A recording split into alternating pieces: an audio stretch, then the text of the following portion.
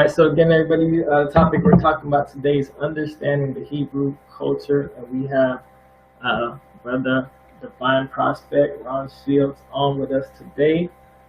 I'm very excited for this topic. Again, this is just all these are just to basically edify and bring new knowledge and new wisdom to those new to the faith, or those who are curious as to what it is we believe, what it is we uphold as far as the Hebraic culture. Um, just getting the understanding on it, and how it applies to our growth, right? As we continue to grow on this walk, right? So again, understanding the Hebrew culture with Divine Prospect. And so Divine, like I said, I do have a lot of people that are new to the word or new to the truth in a sense. So I just want you to go ahead and introduce yourself real quick so that people know who you are. Yeah, sure. So peace and shalom, family. My name is Brother Divine Prospect. I'm the founder and overseer of Kingdom Harbinger Ministries, and pretty much is a ministry organization that's designed to reconstruct and restore ancient pre-Israelite culture, and using the elements from that to build a solid community with common ethics, morals, and precedences in order to enact change within the community, with the ultimate goal towards autonomy, or to become self-sustaining, self-governing, and becoming self-sustaining, self-governing, we can become Kodesh, or set apart. And as Yah will judge the nations, we will be untouched, because we will not be tethered to society in the orthodox fashion. We will be able to rely upon each other for the resources that we need to survive, and we'll be able to wait it out until we are redeemed. So that's the main goal.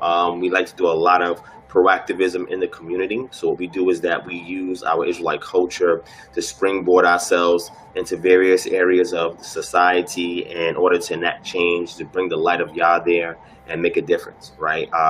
With the express intent of aggregating resources and bringing it back to our own community. You know what I'm saying? So in the process of doing that, we out here serving our people, serving the community, and also bringing that element of scholarship to the Israelite community, bringing the think tank element, where we can socially engineer the community to go into a particular path, so that way we can be all united and on one accord, and we can respond appropriately when other people decide to come up against what it is that we stand on, right? So I've been started this ministry in 2014. Beginning of 2014, I guess I came into the awakening in about 2013, and then I fully embraced it in 2014. So the ministry has been going strong for about 6.5 years. Since coming into the community, I've interfaced with other communities, conscious communities. I mean, if that's the term you want to use, whether it be the woke Black church that has an army of urban apologists now, or it's the Kemetic community, or it's the unorthodox Muslim community by way of Nation of Islam, or it's just the RBG community, what I'm saying, that doesn't deal with any of that. West traditional African spiritual system community, those who delve in Ifa and Voodoo and things along those lines, and there's a variety of other communities. And what I realized when I came into this community, I told y'all, once he woke me up to it, what is missing, right? What are we lacking in the community? And the two major things that he revealed to me is, number one, we're not doing any proactivism in the community, and number two, there's not a lot of apologetics in our community, right? So I said, okay, if it's not there, I can make an attempt to do what I need to do and fill that gap, so that way we've covered all angles, right? And everybody has their own particular role. Prior to me coming into the truth, I've been in Christianity since 2008, so I was 5 years in Christianity when I was in the transition period. During that transition period, I looked at all those other groups that I had mentioned earlier to try and figure out, which path I should go, and Yah guided me to where I'm at today. And I've been doing this for 6.5 years since. So faith-wise, I guess you can say 11 years, almost, 11, 12 years. And truth-wise, or the awakening-wise, about 6.5 years. So here I am now. That 6.5 years, that was included in the 11 years, or it was 7 years. Yeah, so I was a Christian in 2008. So from 2008 to 2013. So I had a mission. I had a ministry when I was in Christianity. It's called Perfecting Holiness Ministries, and pretty much what it was a ministry of helps. So I was in maybe about 3 different churches during that 5-year period, and in those churches, I became a minister, youth minister in those churches, and then I was leading worship a few times. Did Bible study curriculums, Sunday school, evangelism, and then I preached on different holidays like holy convocations and different events. And then on the side, I had my own ministry where I would go to other churches and help them with their Bible study curriculums and their Sunday school curriculums and teach and assist with teaching. So that's what I was doing when I was a Christian. And then, we had a transition period because a friend of mine, she kind of challenged me to some things, and that opened up the door for me to examine other things that were out there. And this is the path that I chose, or that chose me, however you want to look at it. And this is where I'm at right now. So yeah, about 12 years with both Christianity and then the transition period, and then, identifying as an Israelite. Yeah, it's funny how you said that you was like checking out the other cultures, because that's as you know, my testimony. That's basically what I went through. I was actually in Kemet for like a year. Yeah, I seen the pictures, man. Yeah, embracing the culture. I was actually debating Hebrews too, not like these two, but calling them up and different things of that nature. So it's funny to now be on the opposite side. That's crazy. But when I was a Christian, I was debating Israelites. I was debating cults, like Jehovah's Witness and Mormonism. And then I was debating Muslims and all of that when I was a Christian, because I was a Christian apologist as well. You know what I'm saying? So it's kind of funny, the irony and the humor of the Most High. You know what I'm saying? It's like you switch roles. So it's like one big joke. He's like, watch, I'm gonna have the last laugh, right? So it's okay. So starting from Christianity, like what brought you to the Hebrew culture? Yeah. So I would say in 2012 is when I officially preached my last sermon. 2013 is when I relocated to Atlanta from New York City. And in 2012, I had a situation where I had a family member staying with me and somebody else staying with me in their house. And it was a lot of responsibility, so I could not be as active as I wanted to in ministry. So I kind of took a break from ministry. And a female associate of mine, me and her have been cool for a long time. And, she was like rocking with me in the Christianity thing, but she was not like heavy into it like I was, but she was rocking with it.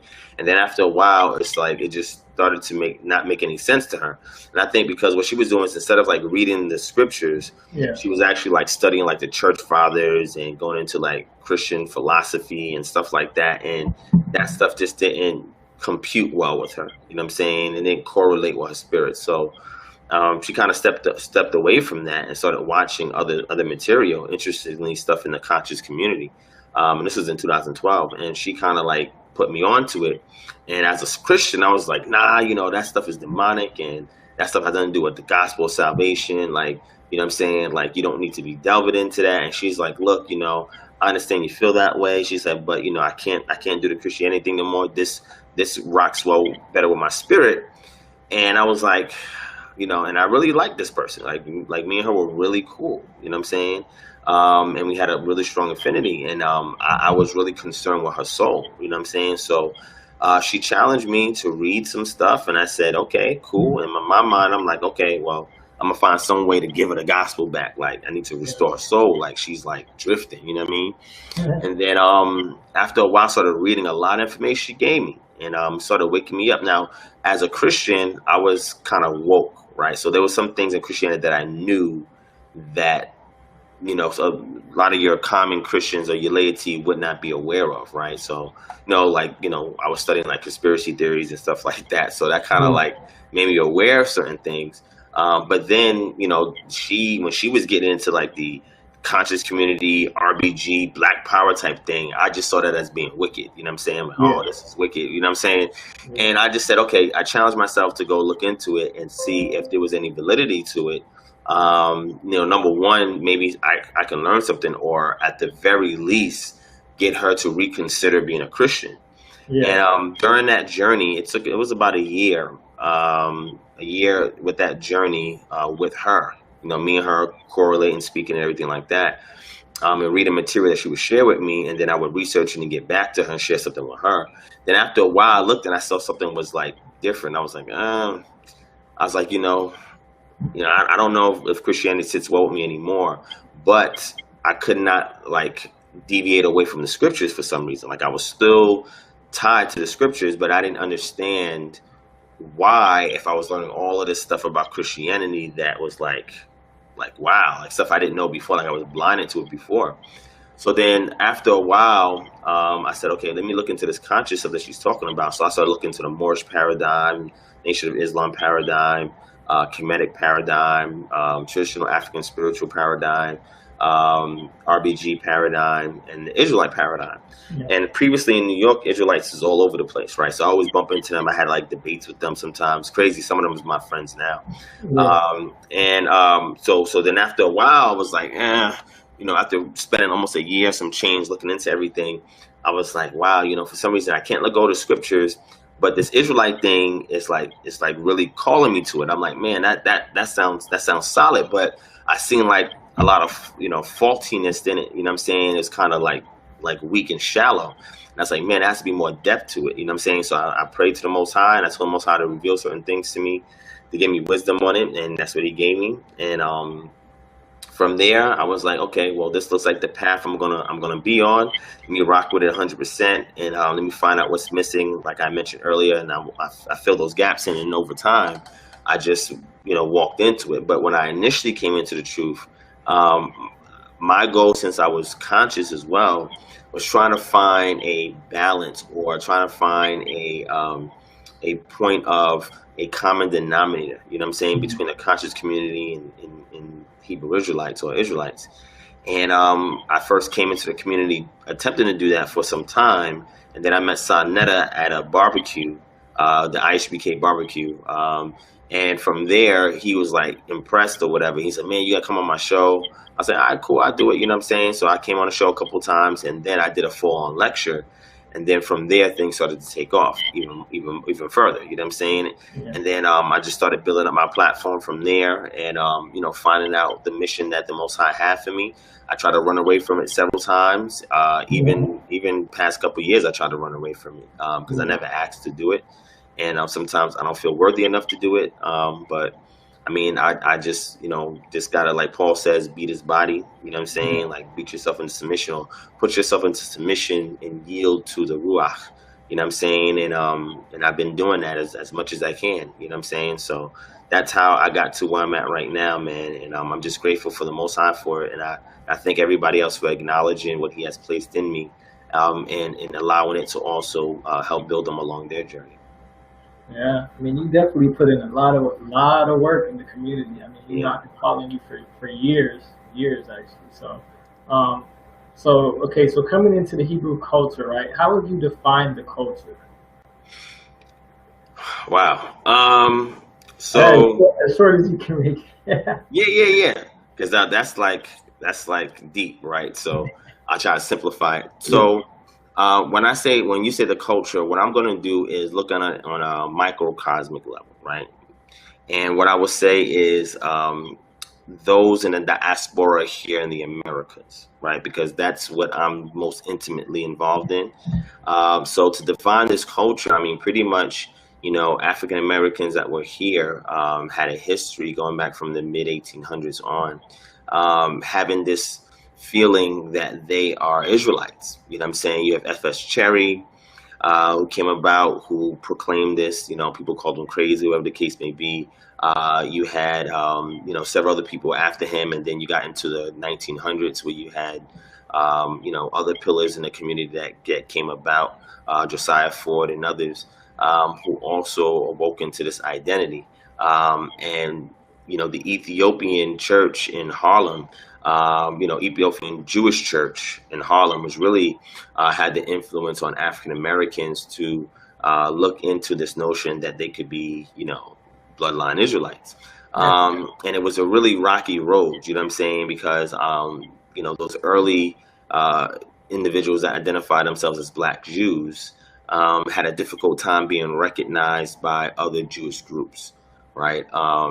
But then what that started to do was cause them to formulate their own little circle, right, within the overarching Jewish quote unquote community, and pretty much try to identify who they are in the general scheme of things, right, and how they are connected aside from hearsay, aside from speculation, to being Israelites. And the awakening that we have here is different than other melanated Israelites around the world, because there's, your environment shapes a lot of things around you. And me, I grew up in New York, and Harlem is where a lot of this stuff started. You know what I'm saying? And then, you had your places in Chicago as well, which is really strong with the Israelite movement. Because then you had the rise of Ben Amin, who took a group of people from Chicago to Liberia, and from Liberia brought them to Israel. You know what I'm saying? So I'm saying the common denominator between all of these groups that started to emerge, was that they were subscribing to the notion that they were bloodline Israelites by way of West Africa and the Ma'afa, or the transatlantic slave trade experience. And this journey of identifying as the people of the book became a very arduous journey. It's an uphill battle, and they were facing a lot of naysayers, a lot of people that were saying, no, that's not true, that's false. Yeah. And it required them to kind of push along the realms of scholarship and look for any sources to validate that. You know what I'm saying? And it's been a struggle ever since. We don't really have a dynamic presence in the realm of academia yet, but we're getting there. You know what I'm saying? We've had people that made attempts to do that. There's an organization called the International Society for the Study of African Jewry, ISSAJ. And pretty much this organization, what they're attempting to do was formulated by an individual named Edith Bruder. She was kind of like the head of it, the objective of it was to bring about the world's ethnologists, archaeologists, anthropologists, sociologists, people who delve in linguistics, and so forth, and religion and so forth, and look into this notion that African Jewry is authentic. All these groups popping up in Africa saying that they're Jews or whatnot, to investigate those claims and see the authenticity in those claims. So I decided to join that organization, consume all the material that's been put forth in the conferences and the abstracts from the website, and followed everybody that has written papers in that organization, and create one myself. So I drafted up a paper myself to present in regards to our experience here and the authenticity behind it, by getting them to reorient the qualifications of what an Israelite is. And that is the difficulty, trying to reorient people to see that, that the time capsule of Israelite culture made its way to West Africa and was disseminated amongst the peoples there. And, when that time capsule bursted open, the result of it was that information coming over to the Americas and being lost over time due to enculturation. So acculturation, cultural diffusion, and culturation, right? So acculturation is when you have two different ethnic groups that live in close proximity to each other, and cultural diffusion happens. So an example of that is that if in New York City, let's say there's a Little China in New York City, right? Or let's say that there's an area where the Jamaicans live, right? So after a while, you're going to see situations where Jamaicans will probably go get Chinese food, right? That's not their native food. That's not their ancestral food, but they'll be eating Chinese food.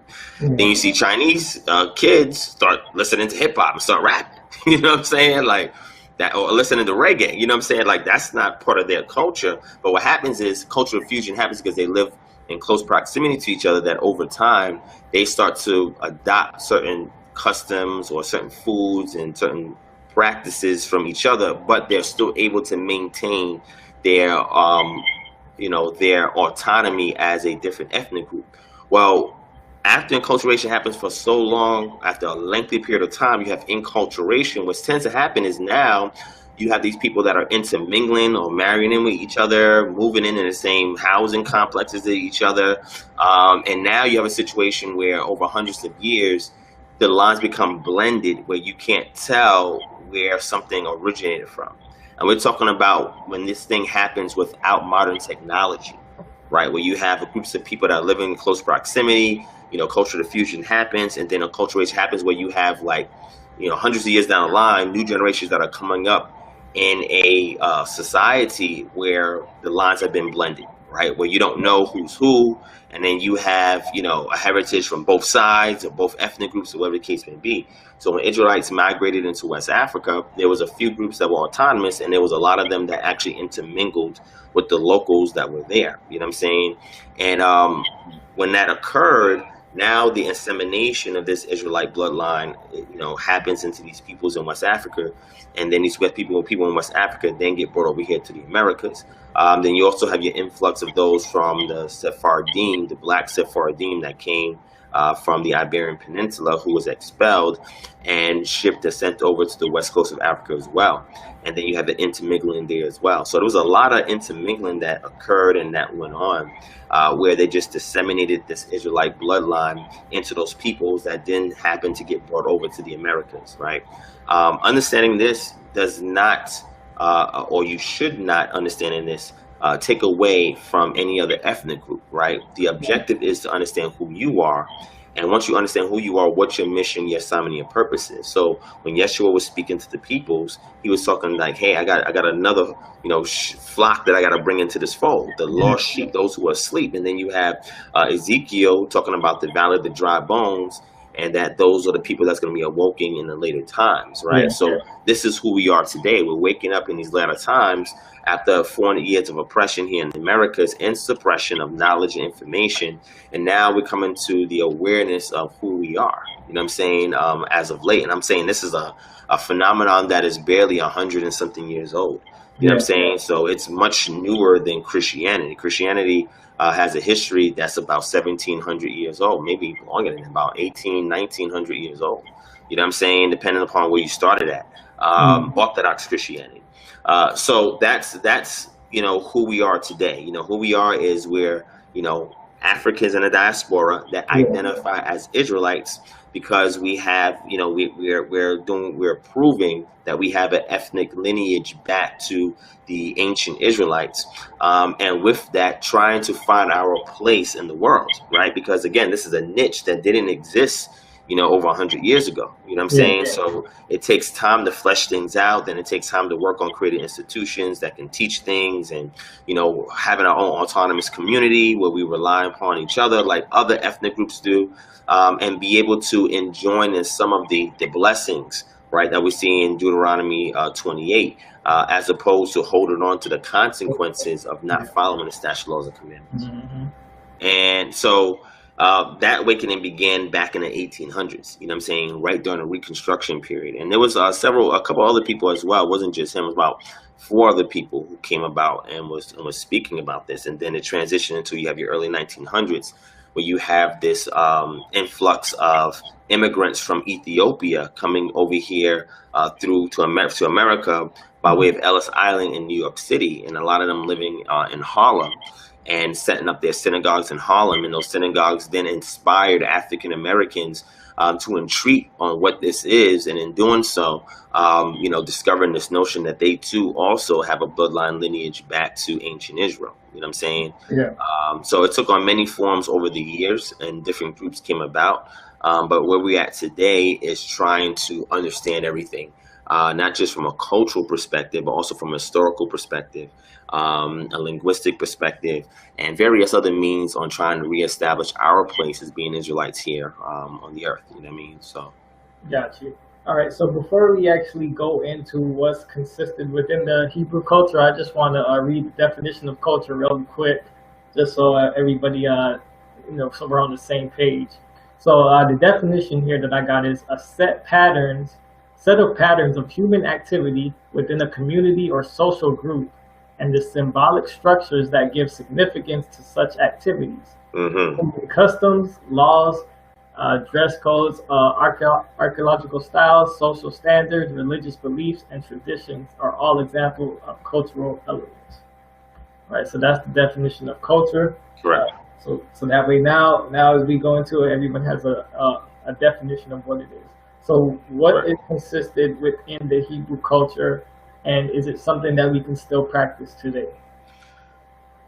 Yeah. So I'll give another definition as well to complement what you gave. Okay. And this is from Merriam-Webster dictionary, right? You can also do the Oxford dictionary as well, which is pretty similar, or the etymology of the word culture. And it's the customary beliefs, social forms, and material traits of a racial, religious, or social groups, right? It says the characteristic features of everyday existence shared by people in a place or time. A set of shared attitudes, values, goals, and practices that characterizes an institution or organization. The set of values, conventions, or social practices associated with a particular field, activity, or societal characteristic. All right, and the integrated pattern of human knowledge, belief, and behavior that depends upon the capacity for learning and transmitting knowledge to succeeding generations. That's the one I like right there.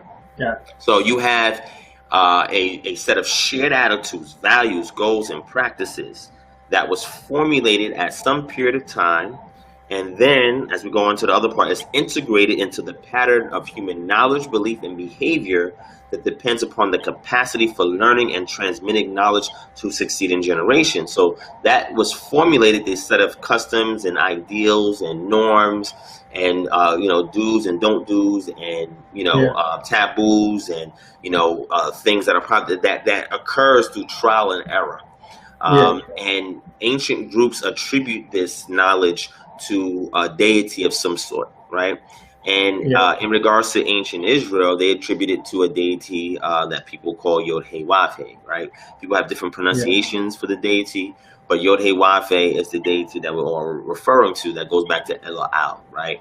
And that deity had chose out a patriarchal individual by the name of Abram and changed his name to Abraham. And given that information to him, he passed it on down to his son, who we call Isaac, and then his son, who is Jacob, aka Israel, and then Israel's sons, who then migrated into Misraim or Egypt. So, so that deity covenant with Abram, who then passed that covenant down to his son, and then his grandson. His grandson had offspring that then migrated into Misraim or Egypt or Kemet. And then from there, the nation was born out of Egypt. And then when they left out of Egypt, the deity separated them from the things that were familiar in order to reestablish the covenant and give them a theocratic means of establishing the covenant in the land that he was taking them, right? So trial and error happened for 40 years while they were in the what's called the wilderness wandering, right? But Midbar. And then from there, they made their way into Israel or Israel in the land of Canaan and established their nation of Israel in that land. And then again, trial and error, all the way into the establishment of the Melech or the king. And the king had the authority to enforce this theocracy on the people in order to unify them. The first attempt was made by Shaul or Saul, and then followed from there was David or David, who really subdued the nations around Israel, who ushered in righteousness and fully established the monarchic rule of Torah in the land. And then at that point, the Torah itself became the norm in the everyday lives of the people. But it took some time from Abraham to David for things to evolve, things to, change from here to there in order for it to be cemented into the people's everyday customs, right? Because prior to that, it was given to them by Moshe, but the people never carried them out the way that Yah intended until he rose up a king who, by virtue of his authority on the earth, he was able to, imbue it upon the people. You know what I'm saying? So that same culture during that period of time of Dawi, when it was established during this period of time, um, is is what we should seek to reconstruct and restore without the traditional lenses that we've been given to view it in, right? So my main thing in regards to this ministry, KHM, is to encourage people to get back to the culture. Now, I say things sometimes that may seem controversial, but they're really not. And the reason why they seem controversial is because people have not looked into every crack and crevice to fully establish their culture. You know, what I encourage people to do is look into every crack and crevice, because unfortunately some of the things that I present to the community is nothing new per se. It may have my angle on it, but it's just areas that we as a community haven't ventured in yet, because we're a novelty. You know what I'm saying? We haven't been here that long, right? So it requires a lot of think tank engineering in order for us to look at everything as a whole and be able to certify our culture. Because one main thing that I say to people is that, your culture dictates your spirituality. And people may not understand that. Some people may get offended by that. But it's true. Your culture dictates your spirituality. And what I tell people is that I always encourage them to go back and learn the historical culture of the pre-exilic Israelites, right?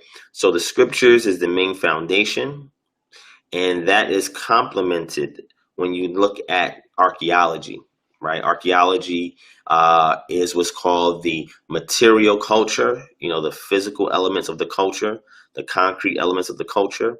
And then you have your non-material culture, which would be your literature, right? Which has a lot of the abstract ideas and maybe some of the concrete histories of the people.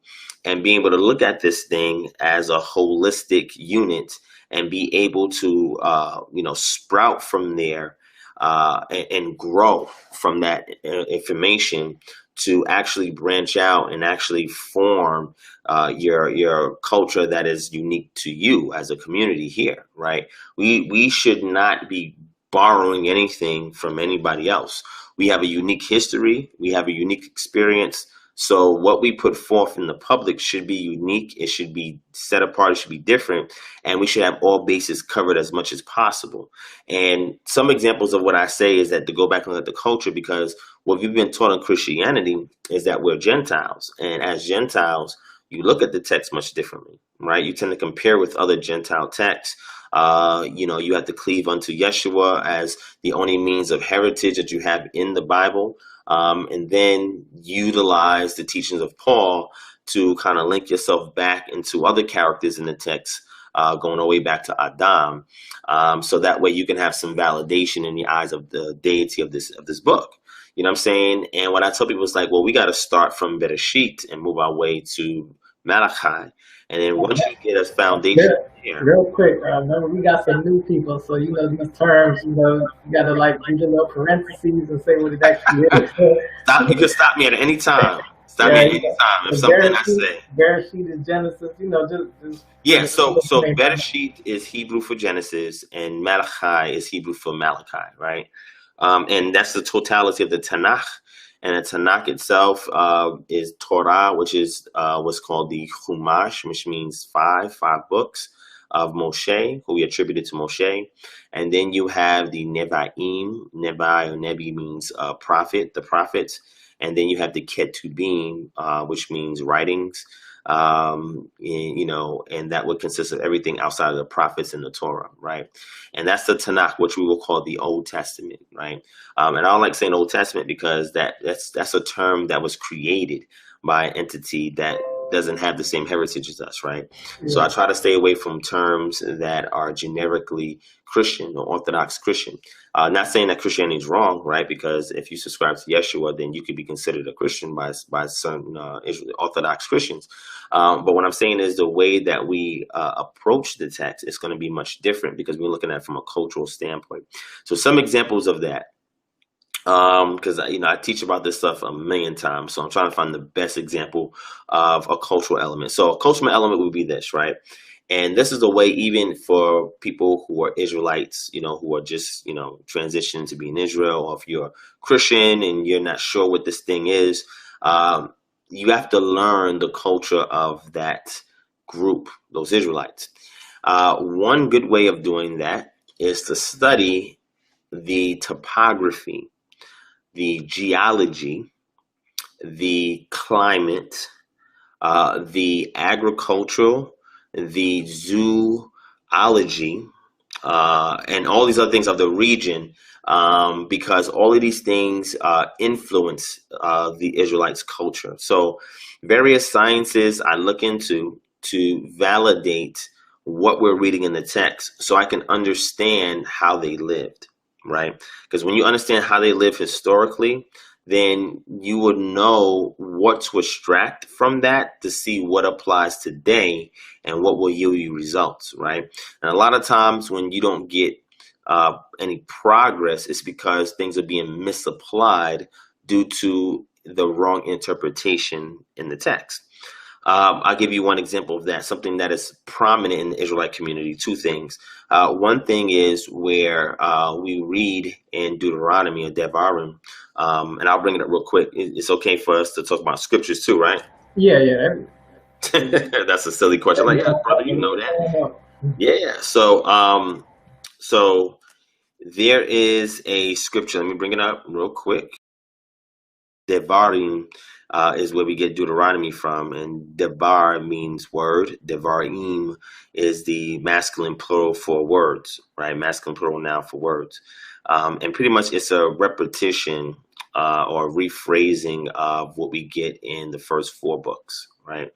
Most notably, three books: Vayikra, which is Leviticus; Bamidbar, which is Numbers; and Shemot, which is Exodus.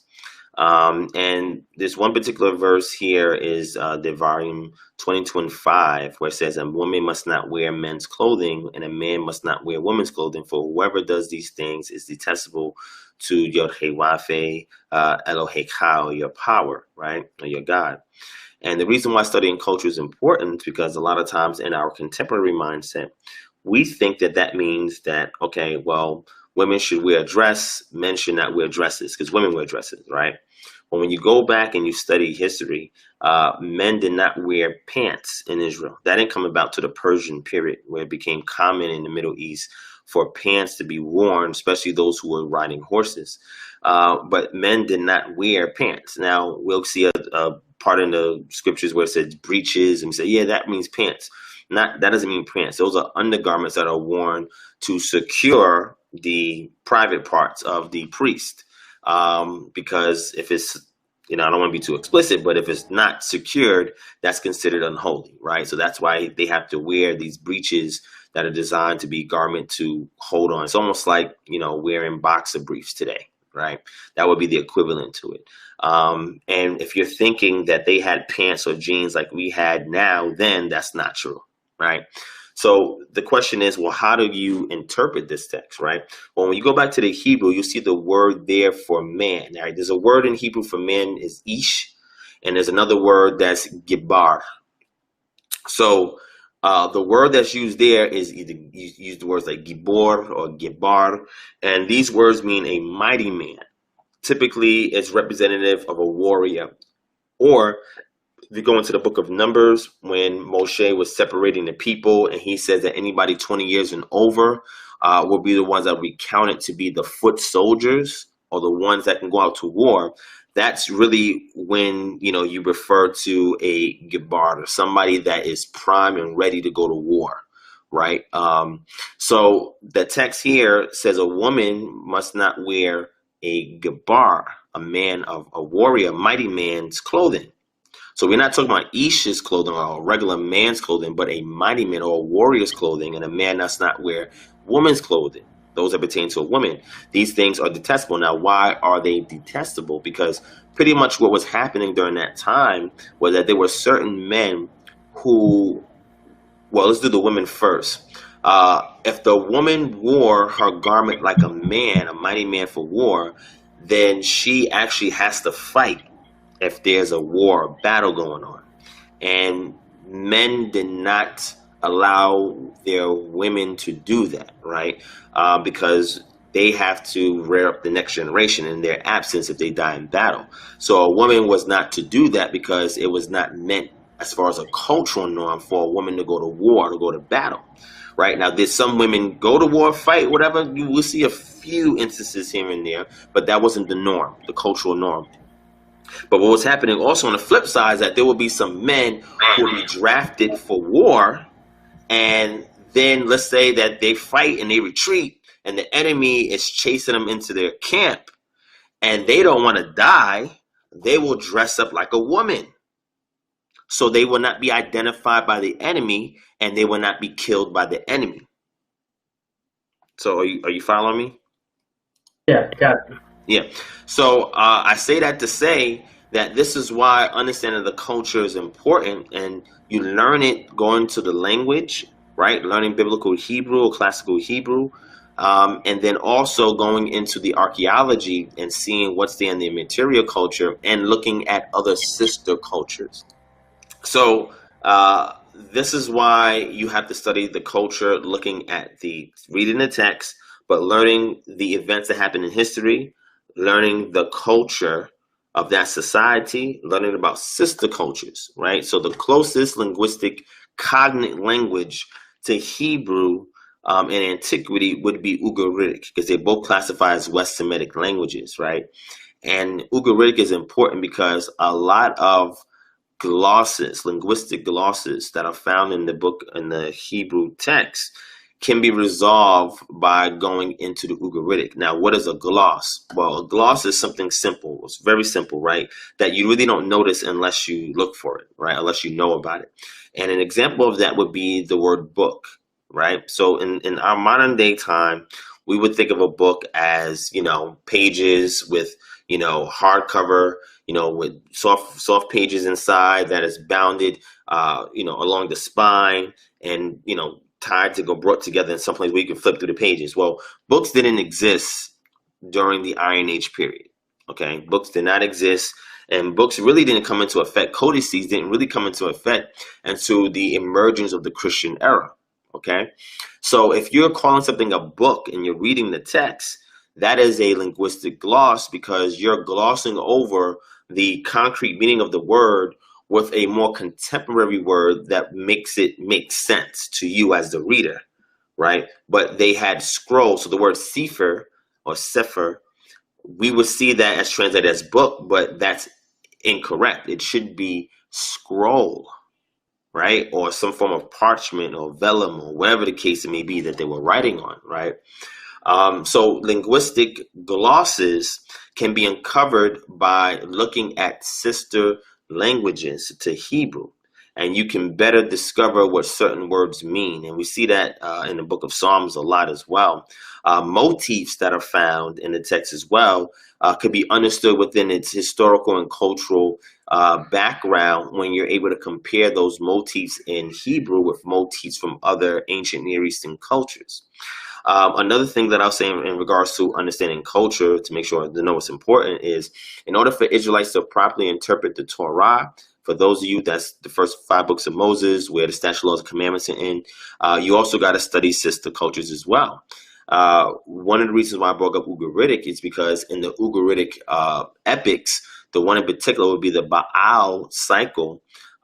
You'll see that there is a situation where Baal was one of the deities, one of the sons of El, who was vying for the throne in El's absence, but had to fight for it, right? So he had to fight Mut, death, and he had to fight Yam, which represented the sea god. You know what I'm saying? And Mut represented the god of the underworld, right? In Hebrew, Yam means sea and Mut means death, but it's also personified as a deity in ancient Ugaritic.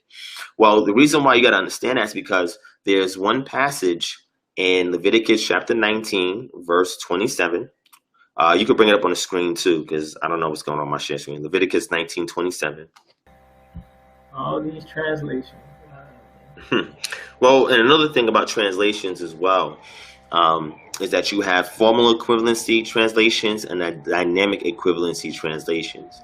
So a formal equivalency translation is an approach that translators take to translate from the original manuscripts or original language, because we don't have the original manuscripts, but we have manuscripts, which would be either your Hebrew or Aramaic for the Old Testament or your Greek for the New Testament. And their translation approach is, okay, we're going to do a word-for-word translation, right? So we're going to try to translate the text as much as possible word for word. And your King James Version is a slavish translation or a formal equivalency where they try to translate word for word. Now, one of the downfalls of a word-for-word translation, and again, you have extremes and you have moderates, right? An extreme issue with that would be if there's an idiom or a cultural expression and you translate it word for word, it's going to make it extremely difficult for the receiver of the translated language to understand what is meant in the original language. An example in English, if I was translating a book in English and I was translating word for word from English to Chinese, Mandarin Chinese, and I use the term, finger licking good, talking about KFC, or if I say Sally kicked the bucket or something like that. If you translate those things word for word, they're not going to understand what that means. Or if something in New York, if I say, yo, that joint is tight, right? Now, that's a slang, right? But if you translate it word for word, they're going to be like, what? They're not going to know what that means, right? And then sometimes that's where dynamic equivalency translations come in handy. And a dynamic equivalency translation would be like your NIV. Some people don't like NIV, but your NLTs and, other Bibles like that, is that they translate it thought for thought. So they examine a passage and say, okay, we're going to try to be as true as we can word for word, but there's going to be instances where it's just not going to work for the receiver of the translation. So what we're going to do is try to find out the best way to put it from the thought form from this language to the similar, equivalent, congruent, correlating thought form in this language. So if I say Sally kicked the bucket in English and was translated into Chinese, I would find a idiom in Chinese that refers to somebody dying. And then I would use that in place of Sally kicks the bucket instead of directly translating Sally kick the bucket. Okay? That's actually something I learned recently too. You say again? So that's actually something I learned recently. And the different things like that. I learned all of this because I do a lot of study in textual criticism. I look up into transmissions of text, translations of text. I read translator notes. I read prefaces of Bibles. I like critical edition Bible. So critical edition Bible would be like the ESV, which is like the one I go to the most. I'm not going to say it's the best translation, but it's the one that I see slightly more accuracy than the other translations. But in a critical edition Bible, you'll have footnotes, right? And then you'll see them show up. Like if you go to the ESV real quick. And again, all this has to do with culture, because if you don't get below the surface, then your entire perspective of the text is going to be Christian based. When I say Christian, I'm talking about Orthodox Christianity that does not subscribe to an Israelite identity. Okay. So if you go down slowly. Let me see if they have the footnotes. It should have the footnotes here. Stop right there. Whoop. Go back up. All right. So right there, slow down. So if you see verse 16, there you go. You see where it says, shall not stand up against life, and you have your A. So the A would be your first footnote. And if you scroll all the way down to the bottom, go up. And it says Leviticus 19:16, in Hebrew is the word blood. So the word life and blood can be interchanged. Dam in Hebrew means blood, and life can be nefesh, which is soul, right? Or life can be translated from ruach, meaning spirit, right? But what it's showing you there is several things. So it can either give you a correlation to another scripture, or it can give you the literal translation of a word that should be there, but the reason why they don't add it is because either it doesn't represent the original word, or it'll be misleading if you read it as an English reader, right? And then they'll give you things that will be called textual variants. So you may find in a a critical edition Bible like the ESV. And the reason why it's called critical is because of these footnotes, right? Yeah. And what they do sometimes is you may have a reading in English that's there because it's derived from a particular manuscript. So let's say if this is the Old Testament, let's say it's derived from the Masoretic text.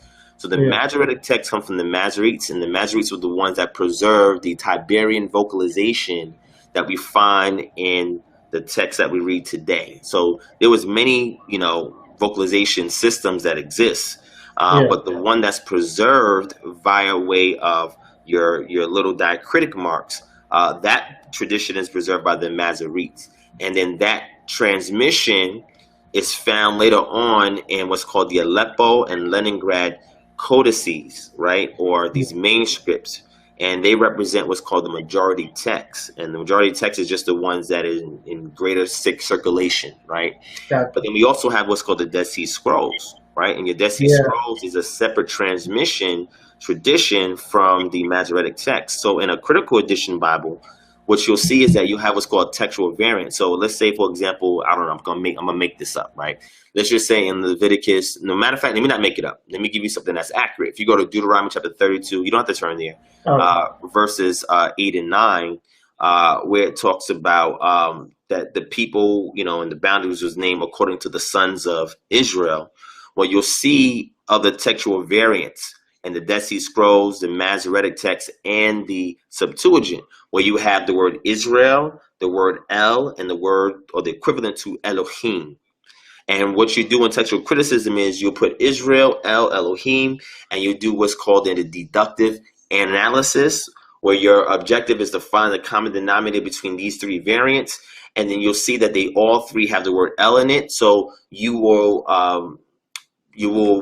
propose that El is the original reading, and then as the transmission made its way into different sects, they added Israel or Elohim or El, right, at some point in time because of their, I would say, their doctrinal disposition, right, that has developed over time.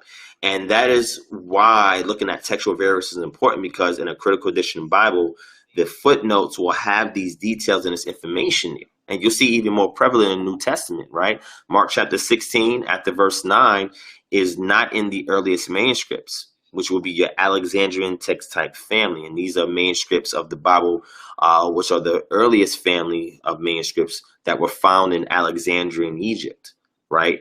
And you'll have certain portions of the text that is not found there, such as Mark chapter 16, verses 9 and on. And then other places as well, like your John chapter 7, last verse going into chapter 8 and the first few verses about the woman caught in adultery. Just like your First John chapter 5, verse 7, which is not found also in earlier manuscripts. And a critical edition Bible will have a footnote to let you know that either it won't have it at all, or it'll put it there and then give you a footnote to say, look, this is missing in earlier manuscripts. Right. So this is also helping people get to understand these things and not just quote unquote, gloss over it, because they have meaning in trying to derive the understanding of the text.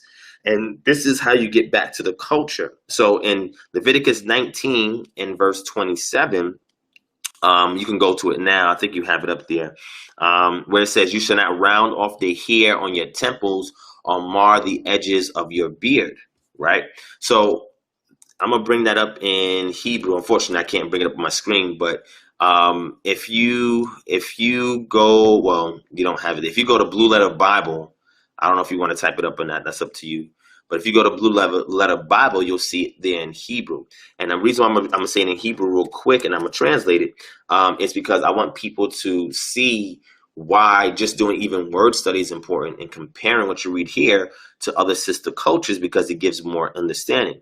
So one of the things that the Most High said to Israel is, do not imitate the customs of the people around you, right? Do not imitate the customs of the peoples around you, right? So when Israel was coming into the land, it was coming into Canaan, there were other people that were there in Canaan, right? And Devarim, or Deuteronomy 18 and 9 says, when you enter the land, Yah, your power is given you, do not learn to imitate the detestable ways of the nations there.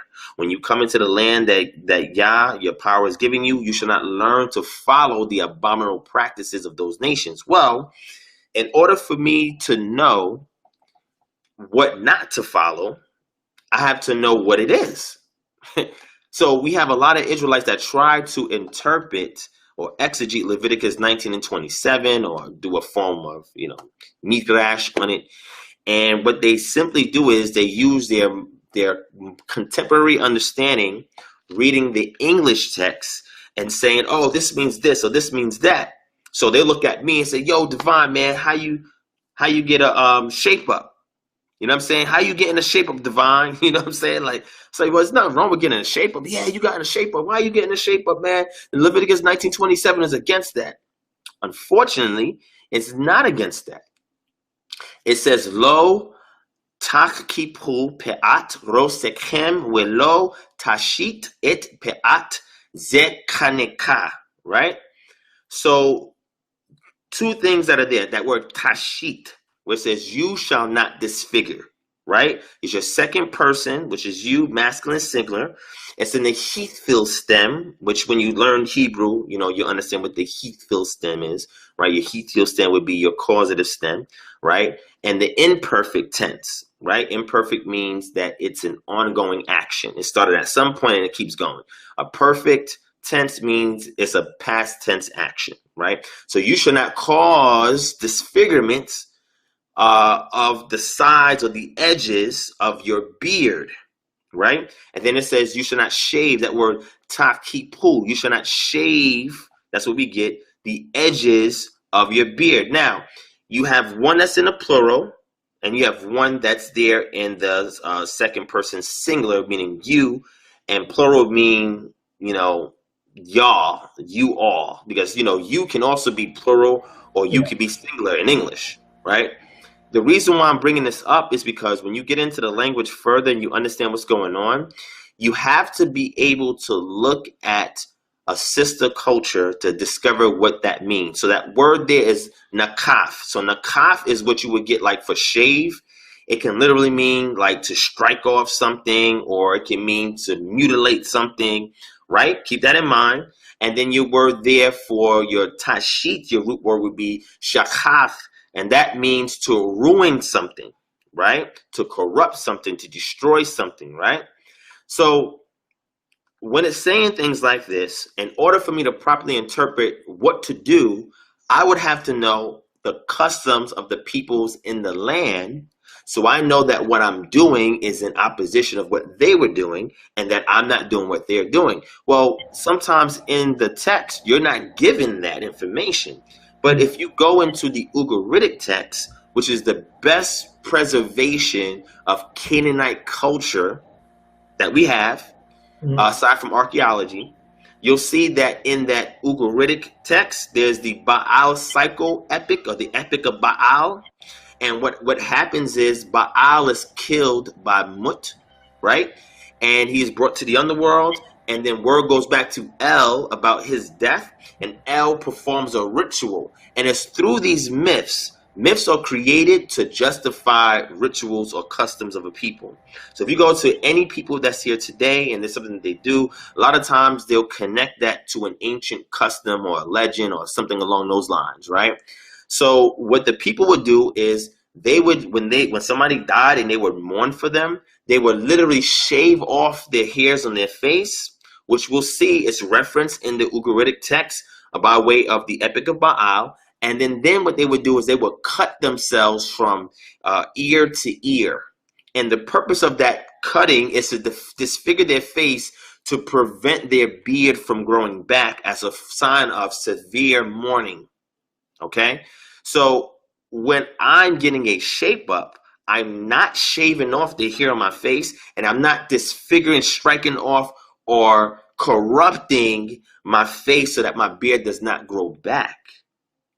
So it's when you get into the language and you get into sister culture that you can marry that information to better exegete what the text is actually saying, what the author intended for his audience during that cultural and historical period of time, right? So these are just some examples. There's tons of these, right? But there's some resources that you guys can get that will help you to get to this point. That's why I say the things that we do as a community, there should be some distinctions in how we interpret the text that should set us apart than what we see other so-called Jewish communities do, or even Messianic Judaistic communities, right? So the couple of books that I'm going to give you is, one, you would need a lexicon. So what is a lexicon? Well, a lexicon, what it does is that it gives you the entries in the original language. In this case, it will be Hebrew. And then they would give you the meaning, its semantic value, which is its meaning, and what it means in that language. So you can, the best one you can get right now, you can probably get it for free online. You could buy it. It's called the Hebrew and Aramaic Lexicon of the Old Testament, the Halot, Halot. You can get free ones online, such as the Brown Driver Briggs Lexicon, which is an oldie but goodie, right? You have the Gesenius, which is another real old one, but certain websites like Blue Letter Bible, BibleHub.com, they have a lot of these, lexicons there for you to use, right? Yeah. Or you can purchase the Logos, which is a software application, and you can purchase them and have them in digital form that works in alignment with the application, or the Sword Bible, eSword, or etc. Yeah. And then once you get that, the other two books that I would recommend is the Cultural Backgrounds Study Bible by Zondervan. Right now, again, I can't pull up my screen. That was the cultural. It's called the Cultural Background Study Bible. Okay. Right. My favorite version is the NKJV version, New King James Version. Okay. But you want to get that because that is a dynamic text that helps you to get through a lot of the English into the actual cultural meaning. Okay, now that very same verse that I told you about, what I did was I shared that entry, because I have the study Bible. I shared that entry in the Bible with a couple of people that was looking into that verse and wanted understanding, because I said to them, look, you got to understand what was being done in Canaan and have some kind of source from Canaan during that period of time when the Israelites would have been in the land, to understand what they were doing.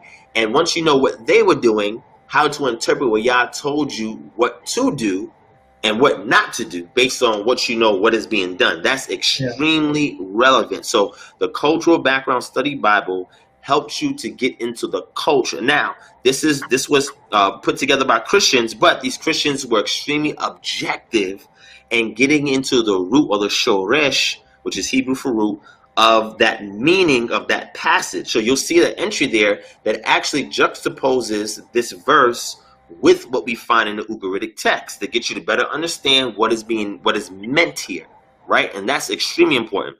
The other book is called The Cultural World of the Bible. Okay, this is another excellent reference, right? The Cultural World of the Bible. And these you can get all these from Amazon, or if y'all feel froggy and you want to jump, I have a Patreon, right? It's www.patreon.com/Divine Prospect. And when you sign up for this Patreon, I have all of those books on there that you can look at no cost. Okay. So you want to get those books. And there's another book called Ancient Israel by Lester Grabb. Ancient Israel by Lester Grabb, Grabbe.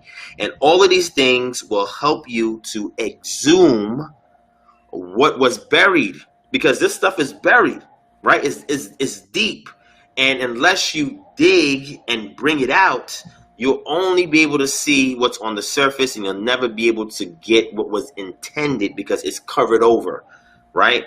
And this is why understanding the culture is important, and that's why my position is learning what is the pre-exilic Israelite culture, because the post-exilic Israelite culture, or Second Temple Judaism, is what has truly influenced Christianity. So Christians who have an understanding of the Old Testament, unless they're doing these ancient pre-exilic Israelite cultural analysis on the Old Testament, their understanding of the text comes from the tradition of the Second Temple. So the Second Temple period, as we were at Ezra and Nehemiah and Zerubbabel, when they came back to restore the temple, the walls, in the city during the Persian period. And it's during this period of time that the Zadokites that existed, they had a text with them that they then had to put into the temple. And most of the people being 70 years in Babylon did not understand the culture anymore. Yeah. So they had to relearn everything. Now they're relearning it, not in their sovereignty anymore, but they're relearning it while they are under captivity of the Persians in a Persian society. And then you have other groups like Zoroastrianism that is rubbing side to side with Judaism. So you'll see a lot of new developments on the interpretation of certain passages as time goes on from that period of Nehemiah and Ezra, right? So that's why I tell our community, look, we got to go past that to the pre-exilic portion of time before exile and be able to reconstruct and restore that to get the proper meaning, sans or without the flavoring that was added when the Israelites came back from captivity. Does that mean everything in Second Temple Judaism is wrong? No, I'm not saying that. What I'm simply saying is if you want to go back to the root, the Shoresh, you have to study pre-exilic Israelite culture, because when Yeshua came on the scene, that is what he was attempting to restore. There was a patriarchal priesthood that was done away with, that the Israelites had not, they had a little bit of knowledge of, that he was trying to restore the understanding of the patriarchs, you know what I'm saying? So that way they can get back on the path that Yah intended, because he felt that the Pharisees and Sadducees of his day polluted things by adding all these additional stipulations to their theocratic culture that they can no longer practice in captivity. Because in order for a theocracy to work, you can't have any other power between you and your deity. Right? When you're in captivity, it doesn't work like that. But go ahead. I'm sorry. That was the Talmud, right? Well, the Talmud is the accumulation of the Mishnah and the Gemara, right? So the Mishnah was put down in about 200 CE, but it is accumulation of rulings from the Sanhedrin to establish the oral law. So there were oral laws that was going out, but those oral laws were not codified unless there was a ruling on something. So, for example, if a woman was to, tie her hair a certain way on the Sabbath, and it caused some kind of issue, they will bring it up before the elders, and the elders will bring it before the Sanhedrin, and the Sanhedrin will make a ruling. And it's called what's called halakhic law. That means the law. Halak means to walk. And it means the way you need to walk out certain passages of the text that are not explicit. So you have to find out what is the implied meaning and find a way to apply it during the period of time in which you live. I'll give you an example. The Torah does not tell you how you are to kill a lamb. So you have to figure, okay, how do we kill this lamb so that we can use it for Passover or something else? Well, because you're not given explicit details, you have to find the implied meaning in order to kill that lamb in a way where it will be received by the deity and it can conform to whatever the societal norm is in that society. I'll give you an example of that. If you wanted to get a real lamb for Passover in this day and age in America, there are certain ways that you are taught, told, instructed, or trained on how to kill that animal. Why? Because animals have rights. And there are certain humane ways that you have to kill animals, you know what I'm saying? Legally, you know what I'm saying? Because otherwise you'll be reported and you could be charged with a misdemeanor or even a felony, depending upon the situation. So that will affect a person's halakhic practices here in America, because you have a humane society that governs on how certain livestock are to be sacrificed in regards for food or butchered for food.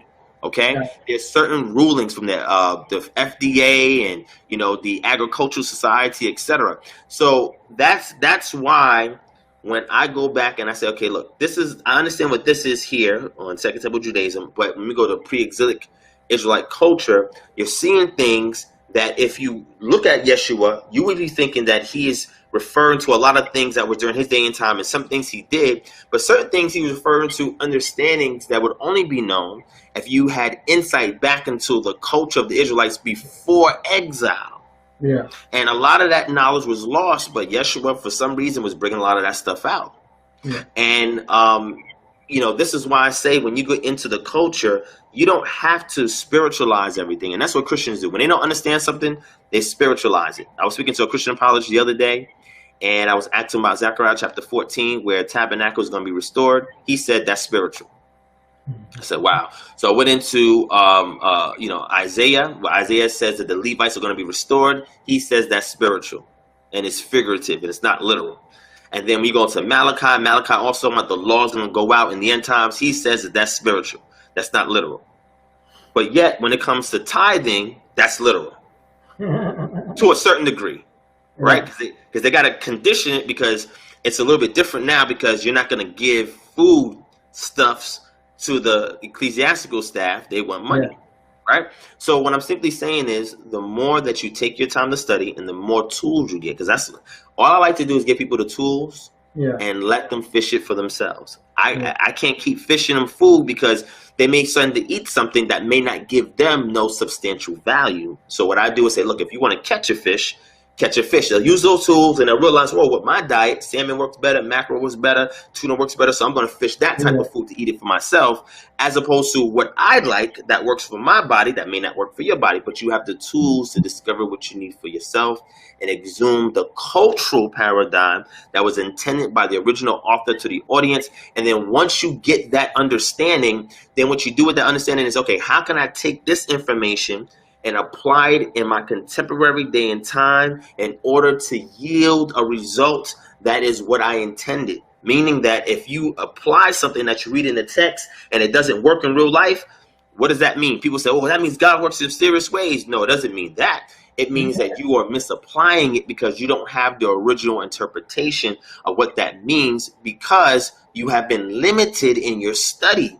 You have not been given a lens in which to see the text and to tools in which to dissect the text, so that you can get to the way that Yah intends for the audience to know. Because if the culture that you follow in America is Black culture, your spirituality is going to be an admixture of traditional African spiritual systems and customs, and some of the, some traces of that, and it's going to be mingled in with Western Christianity.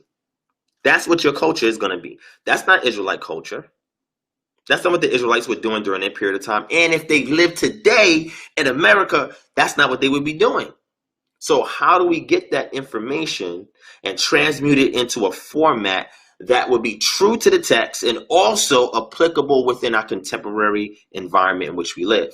And this is why we push for people to know that, because the more that you get that, the more solid of a foundation it would anchor you into what Yah intends for us to be today. Okay, so would you so I know that was a lot of information. Yeah, my bad. I know. Good thing we're gonna have the replay, right? So everybody could catch it. And so would you say? I think I've heard you say this in one of your discussions or lectures.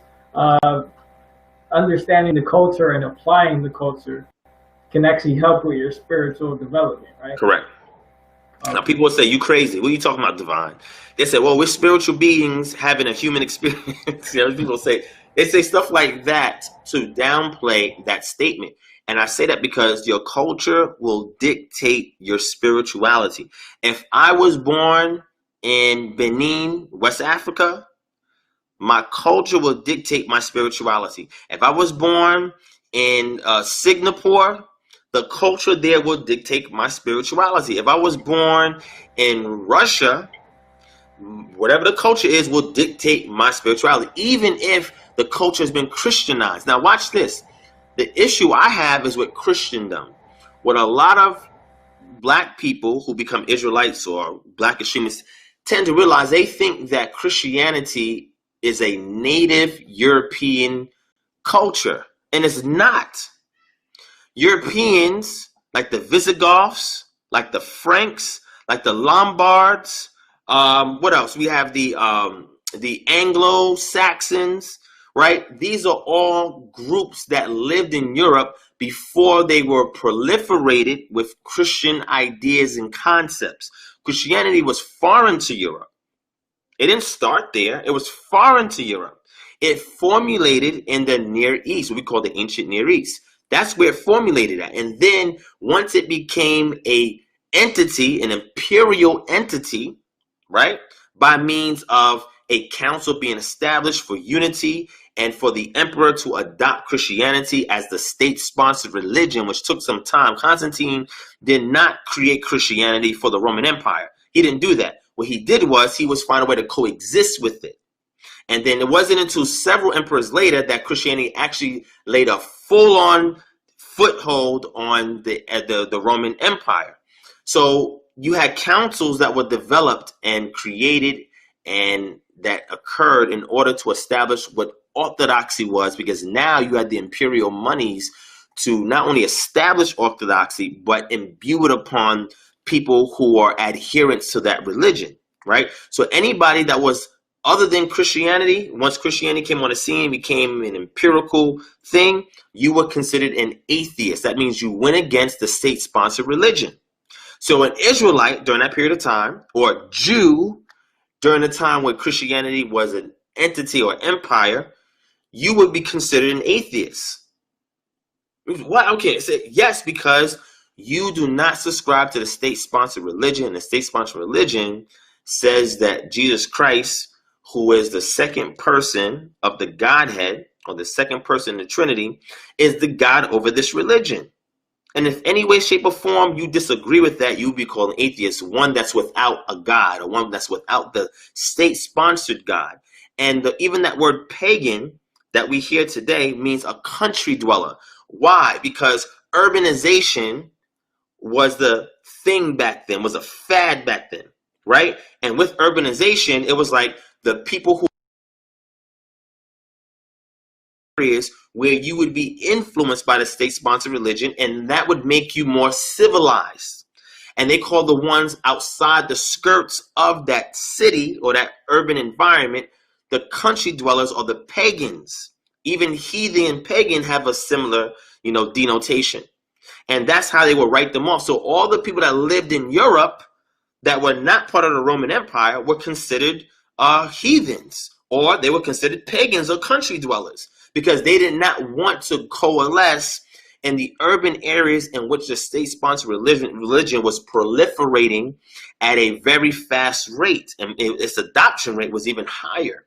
So again, this is why when we go and uncover words, we look into history, we go into lexicons, we go into cultural Bibles. It helps us to understand, because wherever you're at on the planet is what's going to dictate your spirituality. Growing up black in America, guess what I was? A Christian.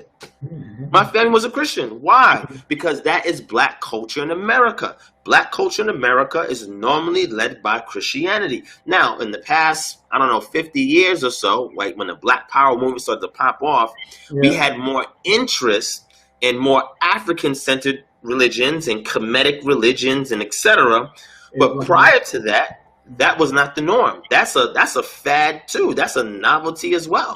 So again, your culture dictates your spirituality. If I'm growing up in America, I was born and raised in America, and I'm a black individual engaging in black culture, then that's what I would subscribe to by default of my location and my culture, is that I would be a black Christian. Right. Now, your theological beliefs may vary, but at the end of the day, I would be identified as a Christian. Now, if I find some time to create a community where we're grooming them into Israelite culture, Torah, etc., when the successive generations grow up, it's going to be a different story, because they have a different culture, which is the boundaries that are protecting them from the things on the outside that's there to seek and destroy them. I'll say this one last thing. The important thing to understand what Torah is to know about the family relationship dynamic. Yeah. And I've taught this before, and I'll say it for your audience. This is important, right? In order to understand what it is, you go to Proverbs chapter 1. Bring up Proverbs chapter 1 real quick. Let me lay this out for them, because this helps you to understand what the culture is. And this is something that we can identify here in America as well. So you can bring that real quick. Proverbs chapter 1. All right. I got the ESV up. That's good? Yeah, that's fine. That's fine. So we go to verse 8, right? Yeah. Verse 8 says, "Hear, my son, your father's instruction, and forsake not your mother's teaching, for they are a graceful garland for your head and pendants for your neck. my son, if sinners entice you, do not consent. Now, a lot of things we see there. Hear my son. So it's a man talking to his male offspring. Yeah. Your father's instruction, and forsake not your mother's teaching, for they are a graceful garland around your neck and pendants for your neck. So a garland around your head like a crown, and pendants or jewelry or gems around your neck. Because you know, chokmah or wisdom is like finding gems or rubies and gold and diamonds and all precious metals and, you know, etc. And it says, my son, if sinners entice you, do not consent. Well, a sinner is somebody that gets you outside of your father's instructions and outside of your mother's teachings. But it goes even deeper than that. So if we go to Proverbs chapter 1, verse 8, and we read it in the Hebrew, it says, Shema beni musar abika we'al titos torat im mekah. So Shema is something that we can realize, oh, that means hear, right? It can also mean to guard or observe, depending upon the verbal tense and the actual context of the verse. And it says, Beni, my son, musar. And that's what we say is instruction, right? But that's really discipline, chastening, and correction. Look it up. It means chastening, correction, and discipline. So it says, my son, hear my son, the discipline, the correction, the chastening of your father. Watch this. We'al, and not titos, which we go to the root word is natash, which means to forsake or to leave or abandoning. Do not. You have the negative privative there. Do not. And it says Torat. Well, what does that go back to? The word Torah. Whoa, wait. So, hear my son, the discipline of your father, or in that tense, Shema does not just mean to hear in that tense. It means to observe. It means to guard. It means to sometimes understand, which we better understand the discipline or the correction of your father, and do not forsake the Torah of your mother. Torah of your mother? What? Let's break this down. So what happens is the man's role that we know in this society that we've established is that the man is there to provide and protect, right? Provide and protect. The mother's role is to be the caretaker of the home and the cultivator of the children until they become of age. And in the case of a young male child, he gets under the tutelage of the father, right? Watch this. So when that environment is created, the home is the boundaries in which the father protects and provides within the boundaries of that home. The mother's job is to give the instruction on how the child is to thrive within those boundaries. So the discipline, the correction, the chastening of the father is given so that the child can stay within his realm or borders of protection and provision. And the mother is there to teach the child how to navigate within those borders of protection. It's deep. When you go to verse 9, it says, and sinners, do not let them entice you, and do not give in. So the sinner that's there, what says the sinful, are the ones that cause you to deviate away from the navigation within the boundaries of provision and protection of your father. Because if you listen to a person that's telling you, oh, don't listen to your dad, don't listen to your mom, do what we say. Now what happens is you're going to be outside of the borders of protection, provision of the father, and outside of the cultivation of the mother. Therefore, you are on your own. Yeah. So this is what Torah is. The Most High has the qualities of both male and female. That's why when he created male, created female, he said when they come together, that's when they become echad, and that's when they best represent the Most High, because he has all those qualities in himself without the gender, because he's neither male nor female. He has no private parts, right? Yeah. So he is his traits. He's called Elohe, which will be feminine here. He's called El over here, sometimes Elohim. it can vary. Elohe means feminine. I'm like, whoa, why is he called Elohe? What is that? That's the feminine form of El, because of the attributes that is being spoken of or being invoked or being conveyed about him. You know, such as the brooding over the waters in Genesis chapter 1 verse 2. That is what a mother hen or a mother bird does over her flock to keep them warm and protected until it's time for them to hatch.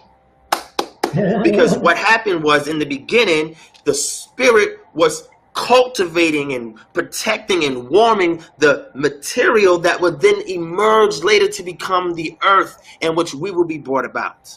Yeah. Okay, I didn't mean to preach here. That's not what I'm here to do tonight. I'm just sharing some knowledge, right? To get the people, right? But anyway, this is how you learn culture. When you are able to groom a child in Israelite culture, the things that are autonomously distinct for a community. Autonomy means you have total control of that environment, of those instructions, of those borders, of that cultivation, of that navigation. You have total control over that. And then what happens is you groom the child in that environment. So when a sinner, somebody that is outside of those bounds, entices them, they will not give in, because they understand the sustenance of your survival. You know, when Christianity used to tell us that, the law that says, to hearken unto your mother and your father so that your days may be long in the land. Well, that was one of the promises when the Israelites were keeping the statute, laws, and commandments, and where children were listening to their parents, is that they will have an extension of life in the land because of the decisions that they make, that they're trained up to have. They're not forced to go in a direction. They're given the tools and they're given the instructions so that when they venture out of the borders of provision and protection, the male child can establish that for the next family, and the woman knows how to operate under the guises of the man that she marries, his protection, his provision, so that she can then also rip the next generation. It's learning what those roles are. Once you step outside of that and you're enticed by the world that tells you don't need that type of environment, you need to do this and you need to do that, you will not give in, because you understand the power in being culturally autonomous. Because that is the only way that you can fully please or satisfy the deity that has covenant with your ancestors. Gotcha. So there's something you said earlier that I want to get to, but we have somebody in the audience real quick that had a question. Star, it says, what verse is the feminine L that you were saying? I guess they want the verse. Okay, so I'll give you a good verse, right? That has all three of them in here.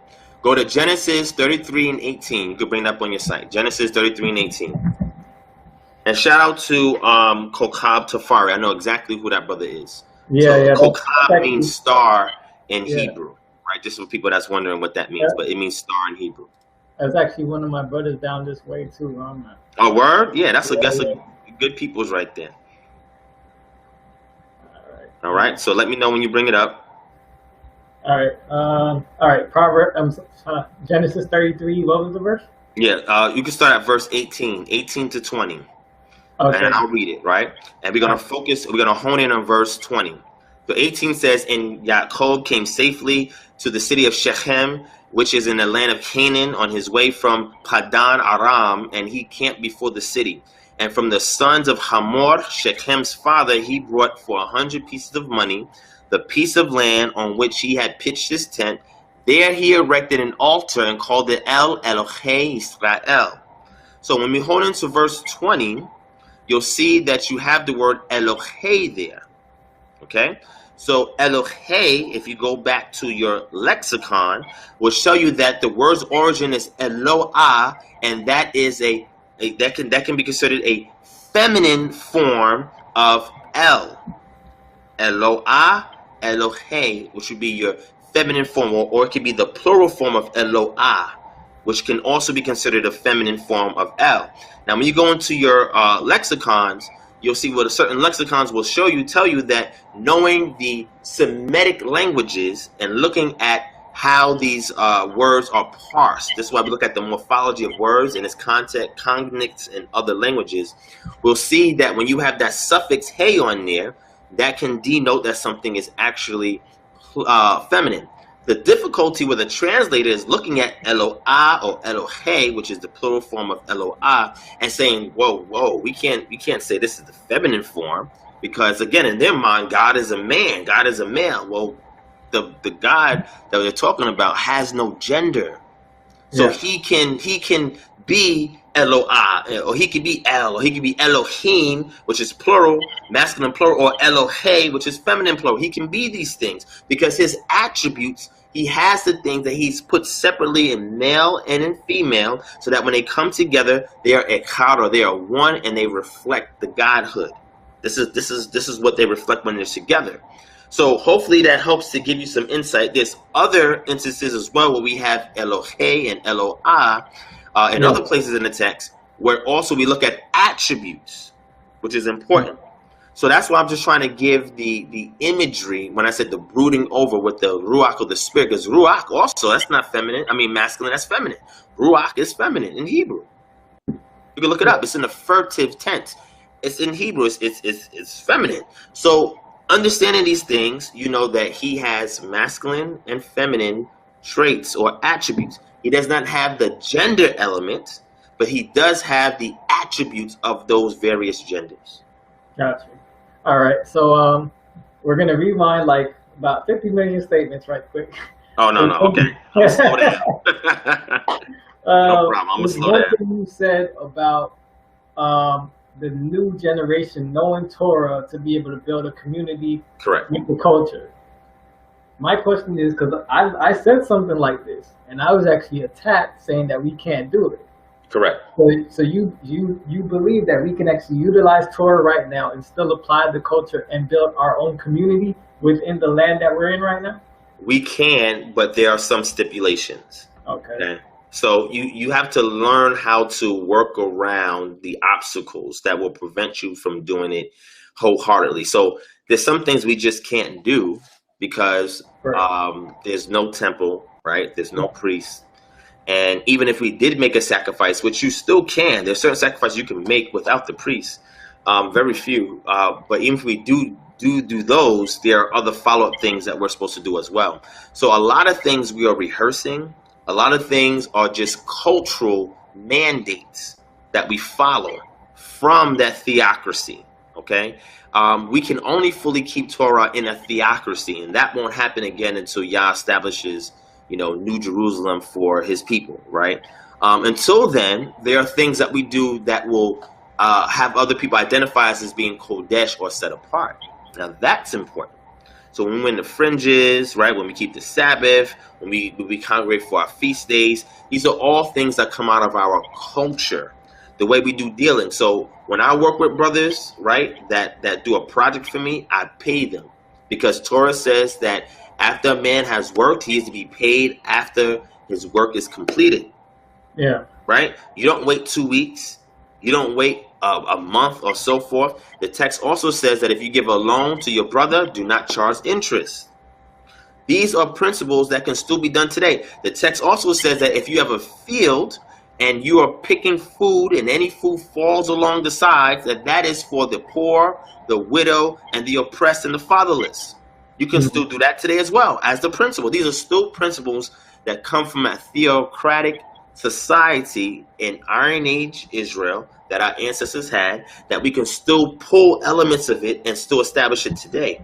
Now, when it comes to the element of Yeshua came on the scene to fulfill the covenant, because the covenant has an end result because of a king. So the king and then the fall of man. You got to look at both of those, because that's what he came to do. He came to give you the spiritual release and came to give you the physical release. Yeah. The physical come by way of the king. The spiritual come by way of the lineage of Adam and the fall of man, what we call the fall of man. So these things are important, because even in the Qumran community that dwelt in the Qumran caves by the border of Jordan, by the Dead Sea, right? That community, they were not messianics in a sense where they subscribe to Yeshua.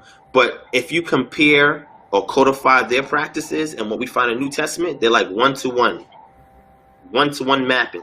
Well, why is that? Because they come into the same conclusions, because there are things that they're examining from the Tanakh that lines them up on how things are to be carried out. Like they even believe that there should be a spiritual redemption of Israel and a physical redemption of Israel. Well, we read the New Testament, it's the same thing, right? You got, Yeshua talking about both, and then the disciples talking about the spiritual redemption, and then you have where Revelation gives you the physical redemption of Israel. We see all these things, all these elements, right? So Torah can be practiced in our land, but only based on what can be done. What can't be done is not that we have an unwillingness to do it. It's not because we're trying to use that to add to our righteousness. It's not we're trying to use that to wipe away Yeshua and what he taught us to leave, but it's simply because there are some things that we are unable to do because we are no longer in a theocracy, but the remnant of things that we can do, because you can, and I send these documents all the time when I teach my students. I go over each and every one of the statute laws and commandments with them, and then what we do is that we highlight the things that you need a priest for, the things that you need a temple for, the things that you can do without a priest or without a temple. Yeah. And no matter where you're at. And those are the things that we keep. Those are the things that we do, because when people see our observance of that, it sets us apart from the rest of the secular realm. Correct. And so within the culture, because what you said earlier about over spiritualizing things, that's something I actually been talking about recently as well. Because within the culture, you can still have businesses, work on finances, health, some of the stuff that you do now, and that can still be incorporated within the culture, right? Correct. Yeah. So. So in your business dealings, right? Yeah. If you have land, which I encourage everybody, if you have a backyard or a front yard, or if you don't even have those, you have a sunroom, or if you just have a windowsill, you should plant something, whether it's herbs, right? Whether it's vegetables, right? If you have a backyard, plant some fruit trees. You should plant these things, because what they do is that they get you back in harmony with the nature that Psalm 19:1. Go to Psalm 19:1 real quick.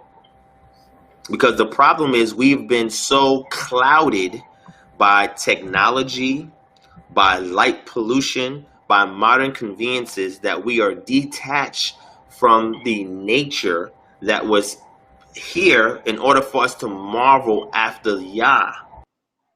And when you do little things like building a little garden in your backyard, or do things such as moon gaze and star gaze, Abraham looked at the stars, and Mosai says, you see all these stars in the heaven, if you count these stars, these are the stars, that's going to be similar to your offspring. It's going to be immeasurable, innumerable.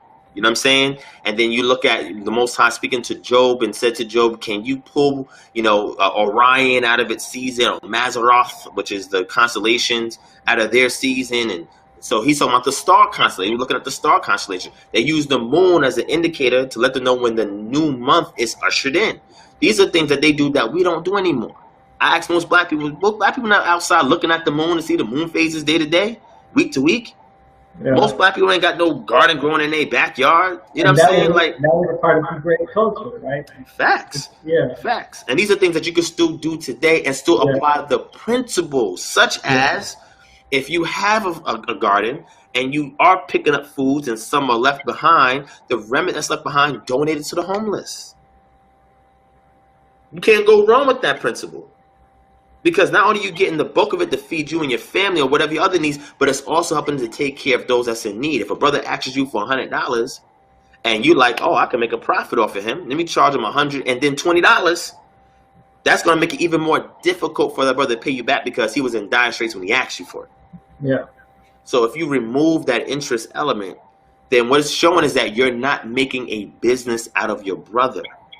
This is truly an act of philanthropy that is pure and undiluted.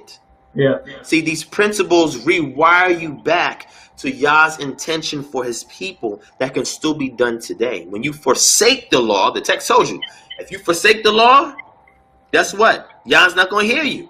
That's what the text said. I ask Christians that all the time. I said, well, what does that mean? It's a conundrum for some of them. And I'm saying, well, you can still keep elements of Torah and still subscribe to Yeshua.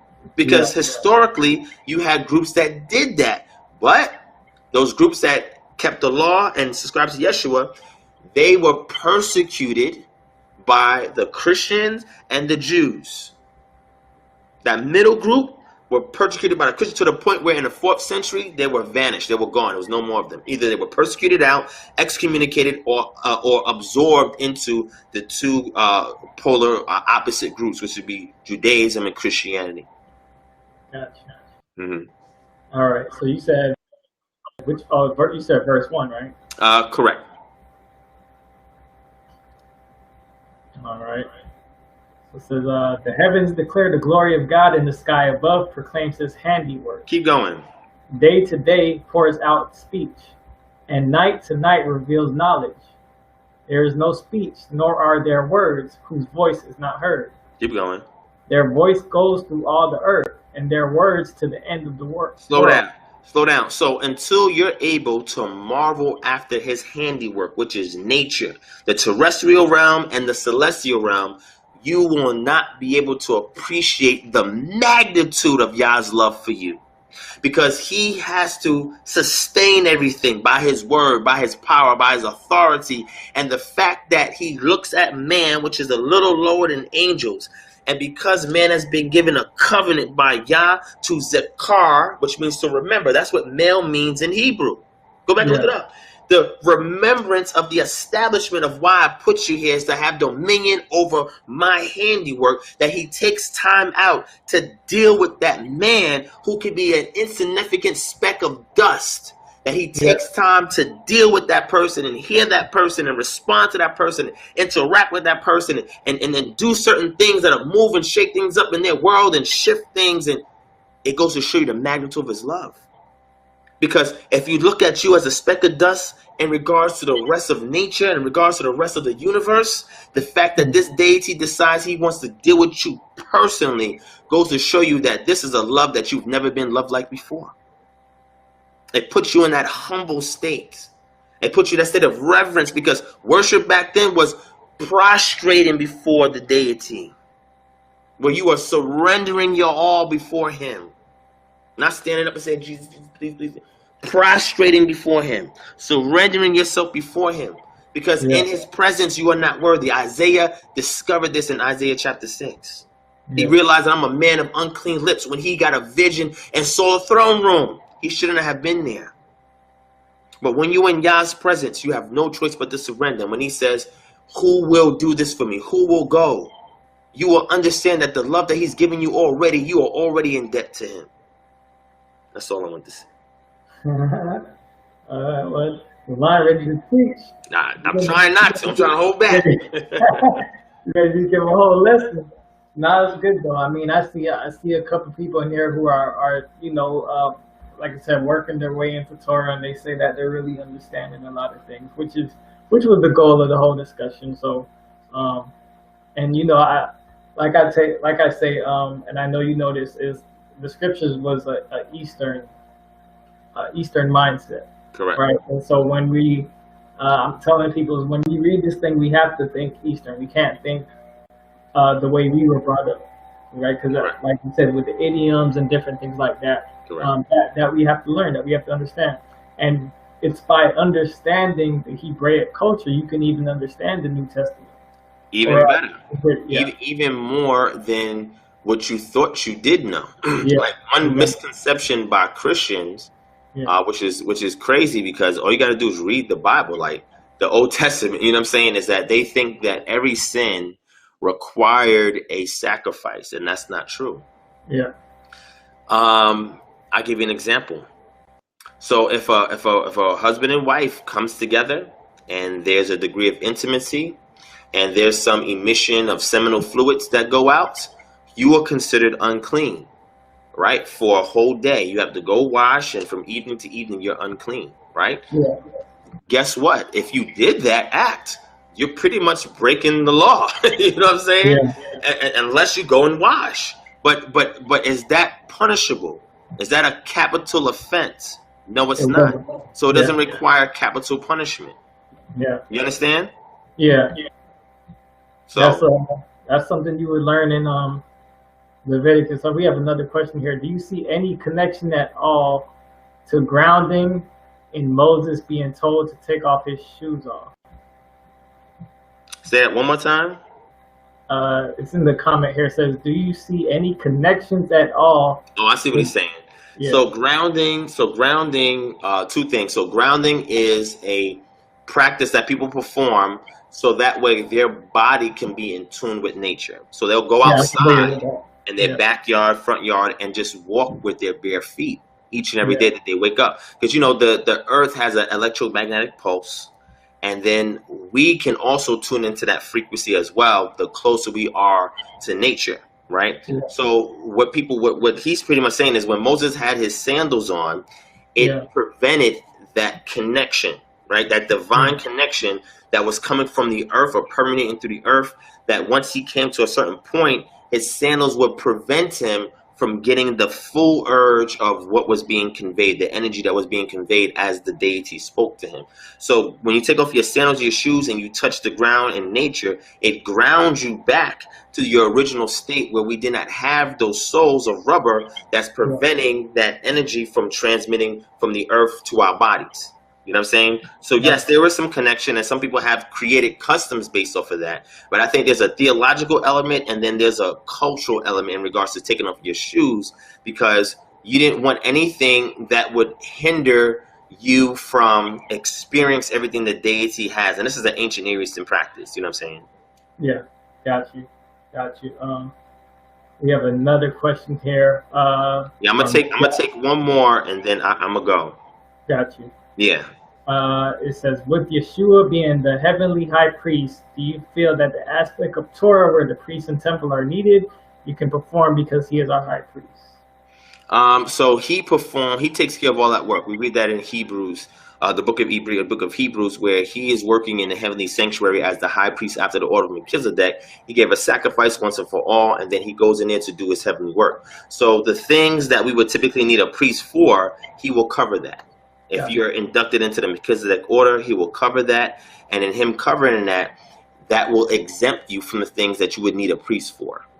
Right? If that makes any sense. Got you.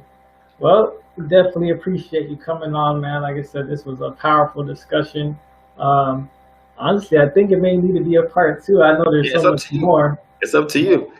I'm just honored to be here. Thank you for having me. I just want to tell the family, you can follow my YouTube channel, which is Kingdom Harbinger Ministries.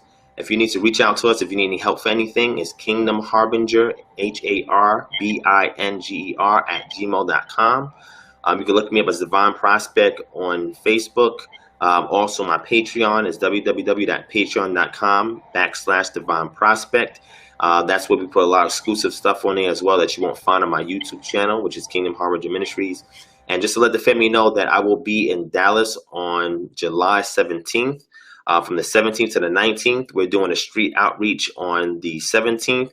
On the 18th, we're doing a KHM Dallas chapter launch. So it's an event. It's a free event. We're going to have appetizers and, stuff to drink there as you come and see what the organization is about if you're interested in joining us. And then on that Sunday, we're doing a credit repair and naturopathic health education seminar. All right, which is going to be in the 18th before I leave out. So we're going to be doing something each one of those days if you can make it out. So this is in Dallas, Texas, July 17th to the 19th. I will have all the flyers out soon because we're in the process of putting it together. And when I put the flyers out, then you guys will get all the details onto where it's at so you can show up. And we will be there in Dallas soon, And I just wanted to say shout out to my brother Jahmar. This is a good dude from the time I met him to now. He's consistent. He is serious about this walk. He has helped a lot of people. He has some good people already on this short show that he's had.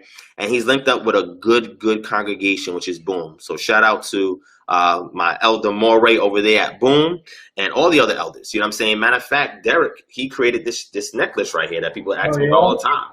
Now, you can't have this one specifically, you know what I'm saying?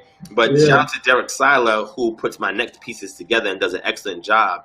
And shout out to Boom, man, because those are some real solid people over there, man. All the elders and the Chief Moray, and everybody else that I've met over there. Solid people. So he's in good hands, man. And this brother right here is leading the charge in South Florida, man.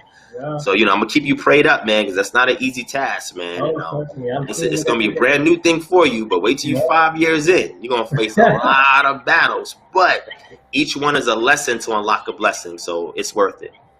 Yeah, amen. I'm seeing it week by week, so but like I said, I appreciate it. We're gonna set it up. We're gonna set up part 2. I have a few more shows lined up, but we're gonna set it up real soon.